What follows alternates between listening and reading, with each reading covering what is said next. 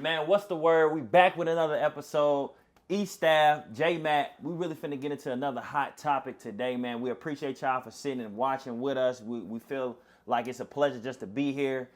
E-Staff, I'm gonna go ahead and kick it off, man. So first, I just want you to really take me back to a moment when you felt like you realized real life had started. Like, when did it hit you, bro? When was it just like, damn, like, this really life now?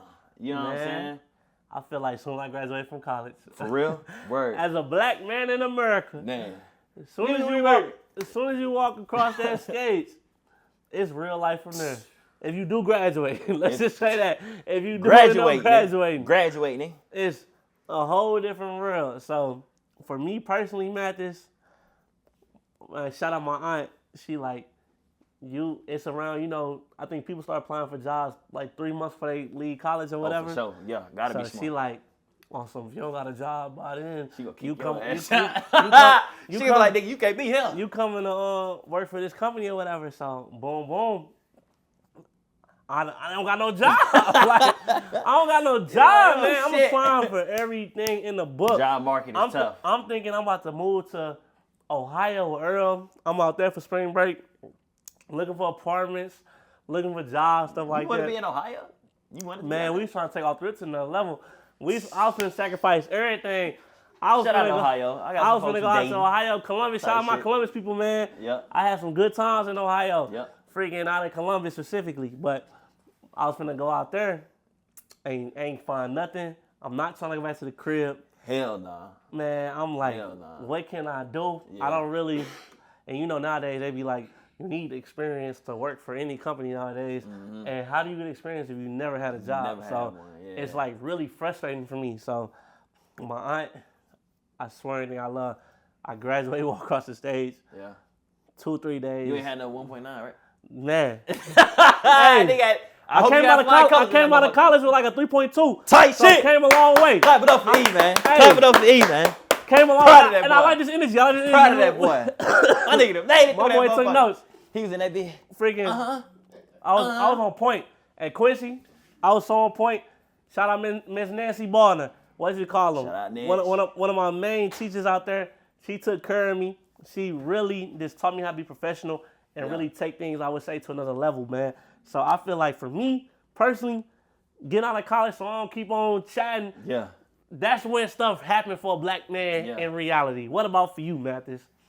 Man, I feel like it's a flip of the coin, bro, between us. I feel like my real life moment happened when I got into college.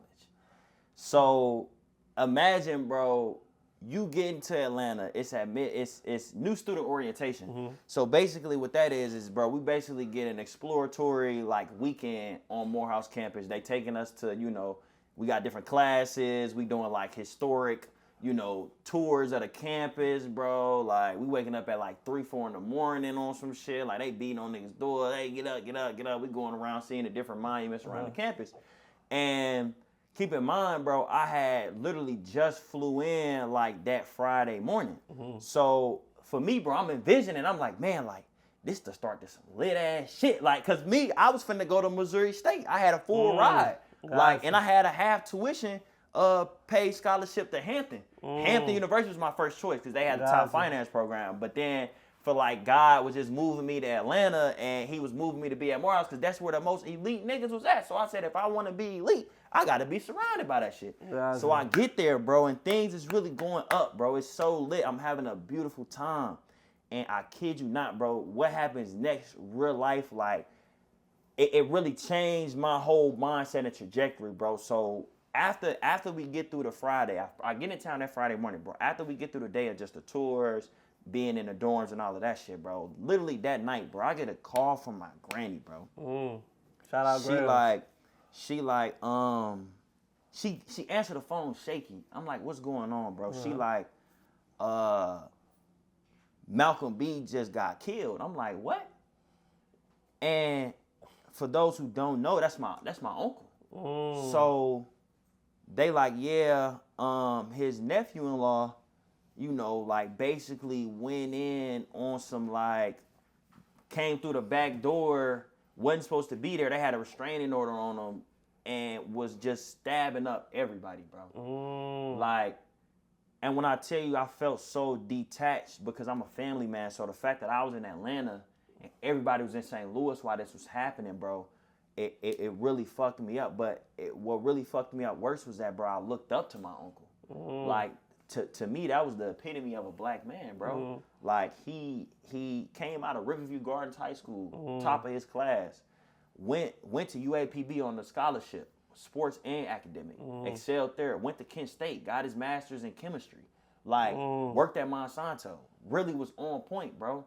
And for me, like, growing up, I grew up at my grandparents' house. So it was a lot of times my mom was going to work. It was me, my uncle, and my aunt. For real. So I really was hanging around him a lot, bro. And I had absorbed a lot of his mannerisms, a lot of his characteristics, bro. And getting that news, bro, that not only did he get killed, my baby cousin got killed. And he was only 1 year old. That really fucked me up, bro. Like, to a point to where I really felt lost because he was the closest experience I had to knowing what the HBCU life was. I told you he went to APB and he crossed Alpha on top of all of that. So he really had that experience, bro, and I was going to lean on him heavily to get advice, to understand how to go through college, bro, and understand how to maneuver, bro. And when I lost him, I felt like I lost my way. Like, it took a lot to rebuild and regain a lot of my confidence, bro, and regain a lot of just that motivation, bro. Like, losing somebody pivotal like that, I just was shattered, bro. And that really, it messed my family up, bro, for real. Like, it caused a divide between his family and mine. You know, and when I say his family, his wife, you know what I mean, and her side, and mine, bro.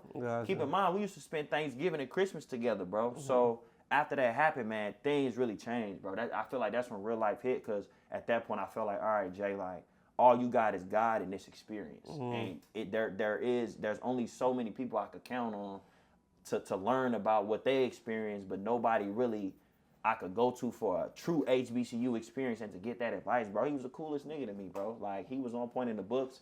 He was very charismatic, bro. Had his way with the shorties as well back in college. Like, he was that nigga, bro. Okay. So losing that really felt like a part of me and a part of my heart was gone, bro. Like, and I was not the same after that. I kid you not. Like, everybody seeing me smile and all of that shit, but I was hurt on the inside, bro.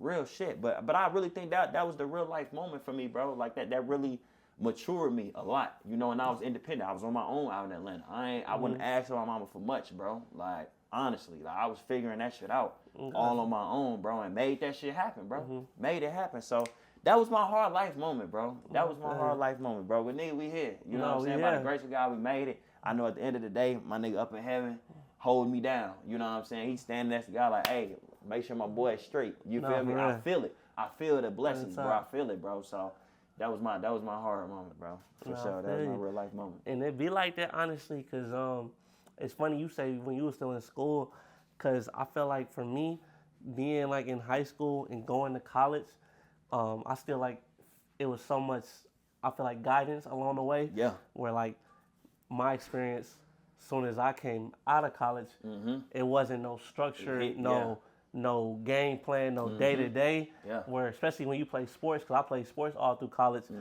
from 7 a.m. all the way to night, you got a routine. Yeah. Monday through Sunday, Sunday through whatever day, Saturday, you on routine. Yeah. So coming home, and you know, you leaving campus as soon as you walk across the skates, you packed up, and I'm headed back to the crib. Yeah.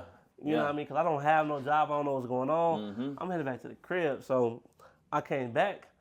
I ain't going to fake it. I just felt like so much like a bum. For real. Like, I felt like a bum. Like, I'm waking up. I'm eating cereal. On the couch. Nigga, that bitch. Man, I'm feeling like 3 days later. Man, I don't got no type of like, my confidence kind of shot in the way. Like, man, I just got my degree. I'm over here eating cereal. My pop's walking downstairs like, look at this, bro. Like, that's all. I know he ain't say that, but that's what I'm thinking, like, in my head. Like, I'm still here type shit. I raised him and he ain't did nothing. It's one of them. So I'm like, I'm still at the crib, my mama and daddy. Like, it ain't nothing wrong with that. You know what I mean? It's just not, at the time. So you figuring it out. Man, I'm over here applying for every job possible. Yeah. Man, finally God gave me a blessing, but I feel like them first, because I didn't get hired on until like July. So that May, June for me was like a stressful process. Yeah. Just like, bro, like what am I doing in my life? And then I ain't gonna fake it. I come back to St. Louis. I ain't really get to kick it because in college I wouldn't really come back home. So I'm hitting all the clubs, bars, whatever. Turn. Kicking it with everybody I went to high school and stuff like that. I'm having a time. Best friend, how you all that shit? Marquis. Man, Marquis ran through that sucker. So hey, Marquis be getting shot up every 2 weeks. I'm having a time. Like I ain't know what to do. So bro, I'm just like lost in a way. Yeah. And even I would say just going through all that, it just made me realize like along the way, you really gotta have a lot of self-discipline and you gotta be thankful for having like good family and friends and parents to keep you on track because a lot of people can come out of high school and college and if they don't have what's next, because I didn't have a what's next for me officially.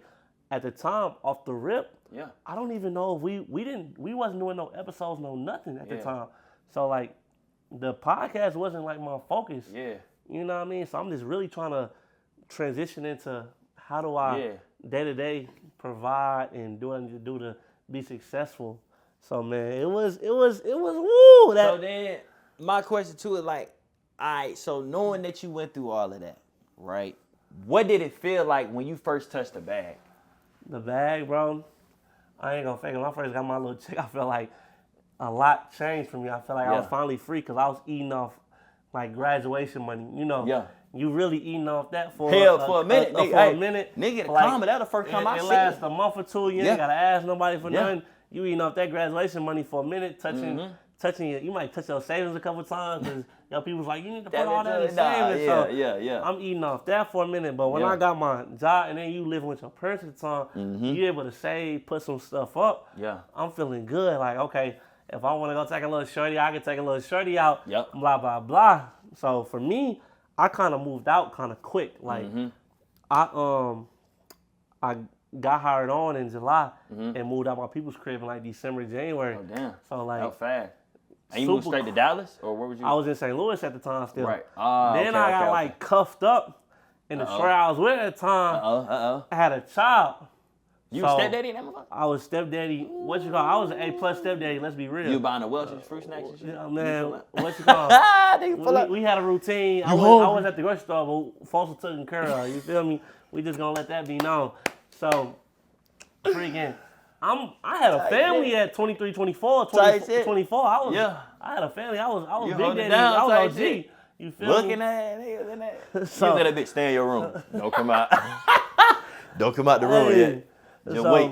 It was. I had to grow up fast, and them experience really just helped me learn. I feel like just how to take care of a household, and I think not even just being a decent father, but just being a better boyfriend, future husband, whatever you want to call it as well. It was like a lot of life lessons I feel like put into my experiences.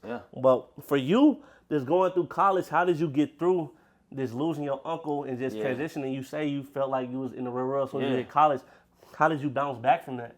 It took a lot, bro. I think it was a lot of nights, bro, where I was crying myself to sleep because it was just so much going on in my mind, bro. So much pressure because not only was I dealing with grieving a loss, but I also was dealing with the self-expectation of excellence that I had, bro. Like, I wasn't trying to come in there bullshitting. Like, I was trying to make sure my GPA was as high as possible because I knew freshman year is the foundation. Like, that's what I'm finna set for myself, and then that's gonna have to cover me if I fuck up anything the years to come, bro. So how I got through it was just really, bro, like God, bro, like really making sure that I prioritize praying, like, and I was meditating as well, bro, taking time to meditate, like, and really just spending time with genuine people, bro. In college, like, that was one thing that I really enjoyed. It wasn't really like the partying aspect or like going to house parties and shit. It was like the moments where you sit in your freshman dorm with a couple of your partners, bro, and y'all niggas just kicking laughing about shit, like bugging the fuck up. Niggas got motherfucking ramen cup noodles, sitting down, we munching on shit, watching a movie or something, bro, like just posted up with the guys, bro, and shit, we had visitation, so you know what I'm saying, the shorties was in there too. You feel me? So don't tell me you was a player back then, man. I ain't gonna say nothing. But shit, you know, niggas having fun, bro. We was having fun. We was having a good time. And for we me, had bro. lineup back then. Hey, man, you know what I'm saying? I thought I was the LA Lakers, goddamn me. Shit. I really thought I was him on that joint. And whole time, like, I really was never on no shiesty or no, like, hoish shit back then. Like, I was being genuine to a lot of the shorties. You know, I ain't even have bread in my pocket, but y'all, we go get something to eat. No, you feel? We go take a walk to the library. You go study. So, like, it really took me having those fun, joyous, laughter-filled moments to get over, you know, that thought focus of grieving, bro. Like, my uncle, bro. Like, and even getting down, like, crossing Alpha, bro. Like, that shit, it meant so much to me because my uncle was an Alpha. And I'm like, man, the man that he was, and even going to his funeral, bro, and seeing how many people was there, bro. I kid you, that was over 1,000 people, bro. He died at like 32, 33. So to see the amount of lives that he had touched, bro, and the way the brotherhood showed up, I had to make that move. Like, everybody's looking at me like, you look like you'll be a noob. But I'm like, no, hell nah. It's straight ice cold. So that's how I got through it, bro. A lot of joyous moments, a lot of, you know what I'm saying, like, positive thoughts that I had to start to create, bro, for myself. I couldn't dwell in that shit because that shit can be like a wormhole, bro, a black hole. So that's really how it was, bro. And so I got another question on top of that, Matt, we speak on this a lot in our personal lives off camera. Did, like, coming from Central or just coming from St. Louis prepare you for, like, the real world and, like, life? For sure. I think that being in the Lou and growing up in the Lou, it forced you to grow faster. So when I got to college, I started to see that experience gap. Got you.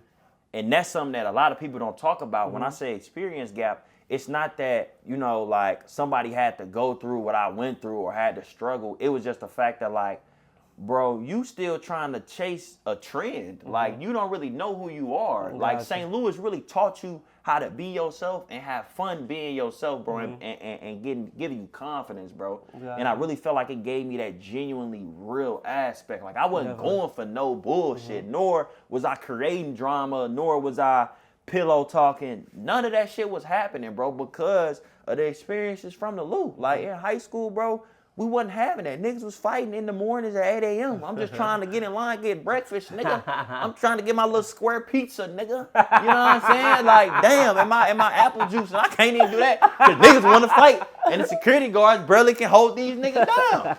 Shit. So it was a lot of that, bro. But what about you, bro? How do you feel like the Lou has played a role in your development? Like you said, I feel like first things first is, sometimes I heard somebody saying, like, on another podcast, we're delusional sometimes coming from Lou, but like a good delusional. Yes. Like, even like Chinese food, I heard somebody say, man, we say we got better Chinese food than China. For sure. And it's a fact. For surely. It's a fact. It's a fact. I'm just going to let y'all know that, number one. But even like hoops and stuff like that. Yep. Sometimes we got hoopers back in the city. Be like, man, I can go make an NBA roster. Like, what they always be calling out, like, Kyle Lowry. Yeah. People think they dead serious better than Kyle Lowry. Where in reality, Kyle Lowry go back and go torch the whole city. Man, but let's not speak on that. But for me personally, like I said in the first episode we did, a lot of stuff I went through, just I would say setbacks, losses, experiences. It prepared me so much through my life because this getting cut from teams. I would say, like one of my big homies told me the other day, I never let a no affect me and affect the confidence. Real shit, because bro. Like stuff like this, real shit.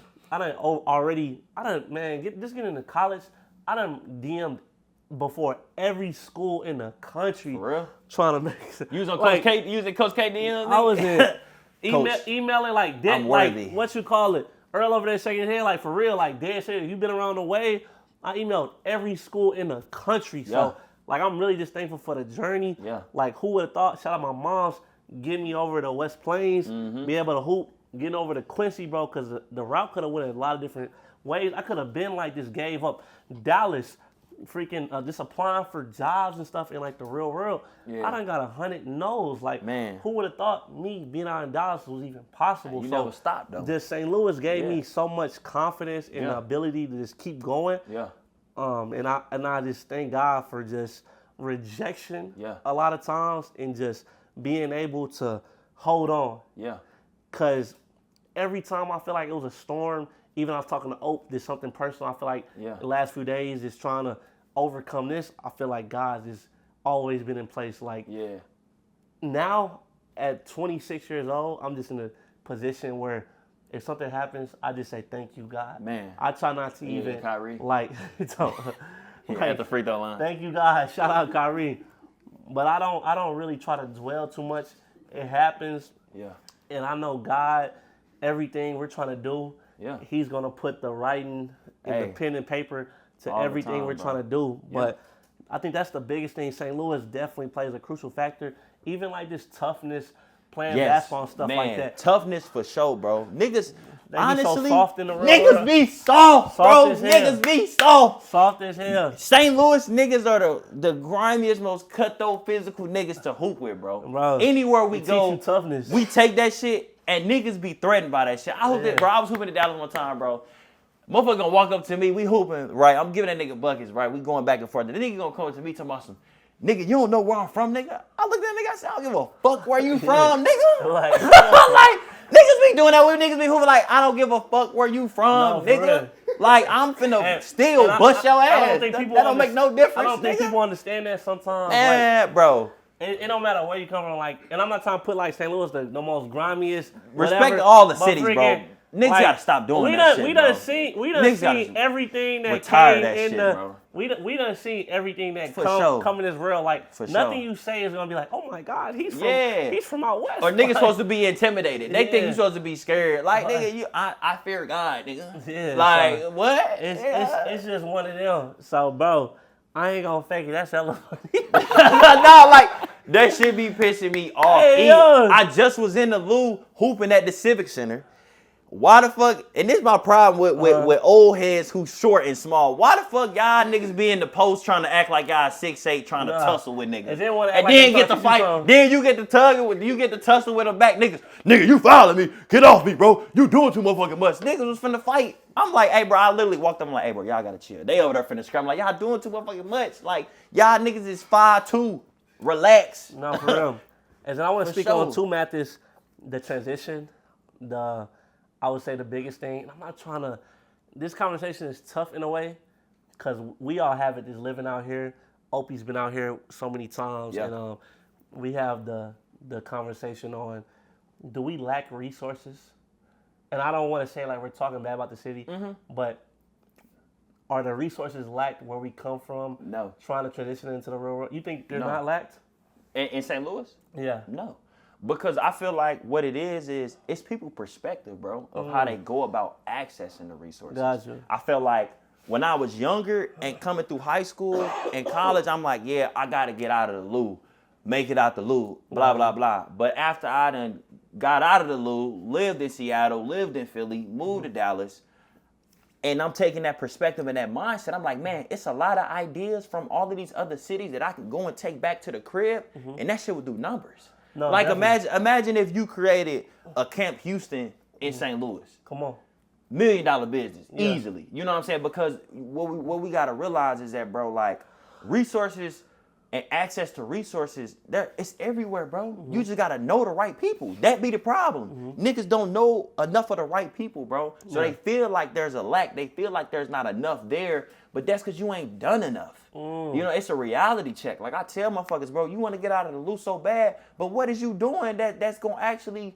create positive change in your life, bro? A lot of niggas that say they want to get out, they ain't really doing shit. They not really exhausting all resources, all connections. Gotcha. You ain't built $1 billion business, but you want to get out. Gotcha. You know what I'm saying? You want to try to figure out how to make a way and understandable that, you know, corporate is a thing, so you get jobs, you move around, all that shit. But I feel like, like St. Louis has all of the resources, bro. Gotcha. It's just knowing the right people. Definitely. And I want to say, Mathis, I disagree in a little bit. Okay. All right. How honestly. So?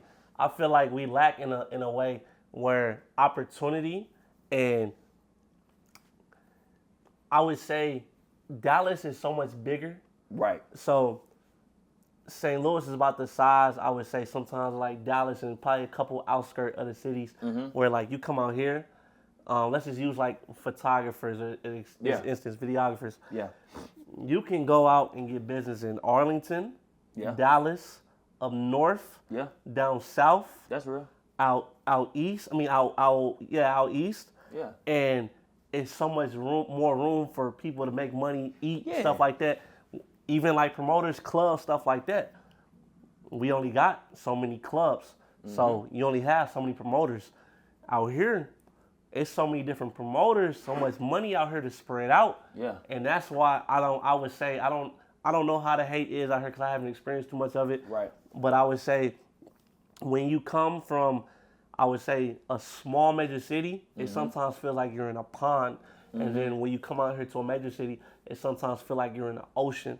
So, like you said, I think we definitely can make something happen there. Yeah. But I feel like in a way we still lack a lot of resources in a way. And I think it starts with two, and I blame myself in a way that sometimes like me, I don't go back as much or like try to give back, try to go back and make them connections and do better where I can give back. Yeah. Like I'm just, and I'll be honest, it hasn't really crossed my mind. Like, okay, let me go back to the city and do this, and that. Let me go bring this next person up.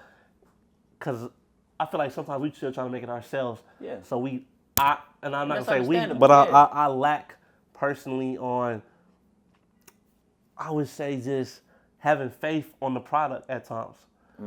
Because through the come up sometimes, I'll personally say, I don't think, and I hate to say it on camera, but I don't feel like St. Louis really supported how they're supposed to support in a lot of this stuff.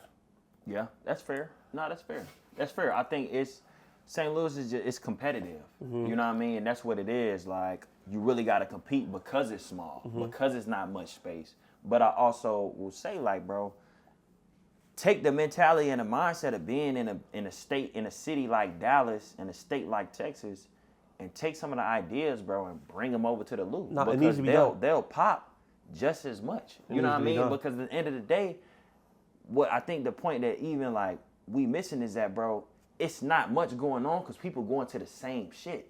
Nobody is ever being exposed to something different. You feel me? And I think once they get exposed, that opens up a whole different portal. You know what I'm saying? So I mean, I understand your viewpoint for sure. You know what I'm saying? But for me, because I go back to the Loop. So I do the community service. I be pulling up to high schools and, you know, talking to kids and stuff like that. So I do the giving back aspect. And I really feel like, you know, it's so much more that we can help guide on. No, definitely. If we just take the chance to step out of ourselves and be more community driven too. Definitely. You feel me? Because it's a lot that's on your mind and in your brain that somebody that's a generation before or after you need. Like, they gonna need that game, bro. So at some point in time, you know, I would hope that you would slide back, drop them gems. Because it's a lot of different East staffs or similar East staffs that are in St. Louis right now, but they stuck because they only seeing so much, bro. And that's another thing about the Louis. I feel like it's just exposure, bro. Like, not enough of our community is getting the exposure of being outside of the Loop, going and visiting different cities. Like, and parents need to encourage that's why that I speak shit. on opportunity a lot of times. And it makes sense, bro. Parents need to encourage that more. Like, push their kids to go and do different things, right? Like, go to different events that they normally wouldn't go to. You know, just to get them out of their comfort zone, bro. Out the game, off the tablets and off the phones. That's the real problem with the younger generation, bro. Too many motherfuckers caught up in their phones, bro. Too many motherfuckers tying their life to their phones. Niggas is twitching. People watching their whole Twitch, and they twitching for 48, 72 hours. Yeah. How you got that much time on your hand to watch that, but you can't get your homework done? Yeah. Make it make sense. Make you it feel make what sense. I'm saying? And so before we end this, I just want to educate the people, honestly, because we don't want to leave here and not educate as well. What's keys for like the next person come out of college, come out of high school, next generation? What can they do to better prepare themselves for the real world, real life, and situations that are to come? I feel like the best thing that they can do is plan ahead, bro. Like, set goals, write them goals down. And I was talking to my little cousin about this, bro. She has huge goals, but she don't got the steps to get there. And I told her, I'm like, you can't, yes, being a visionary is great, but if you don't have the steps to get to that ultimate goal, then you just gonna be left with thoughts in your mind and reminiscing on how I'ma figure it out day by day and I'm gonna try to do this, that, and the third. No, like, you gotta have structure. That's the only way that they gonna make it out. Is creating a plan and being disciplined and committed to whatever that plan is, and having the right people around them, wanting to surround themselves with, you know, business leaders or whatever they interested in doing. They need to be talking to them people more. You know, like I said, the young people too caught up in their phones where they want to watch YouTube videos but don't want to reach out and text, you know, the leader of whatever company and asking them for a moment of their time just to talk to them on the phone. Yeah. You feel me? And get more insight. But that's just my thoughts on it. What do you feel like? I would say, honestly, from high school to college, I think to better prepare yourself, like you said, to have a plan. I would say do internships. I tell a lot of kids. For sure. Yeah. I would say try to dibble and dabble in different areas, what you're interested in. And like you say, don't be scared to go connect with these companies. Yeah. See their internship programs. Go ask the people that you look up to that are in the right spaces. And I think that's a lot of time too. We're asking for advice and asking for knowledge from people that aren't in the right spaces. Literally. So that's one of the biggest things. Talk to teachers, talk to people like that are actually business owners in company. Go pull up. I think that's the biggest thing too.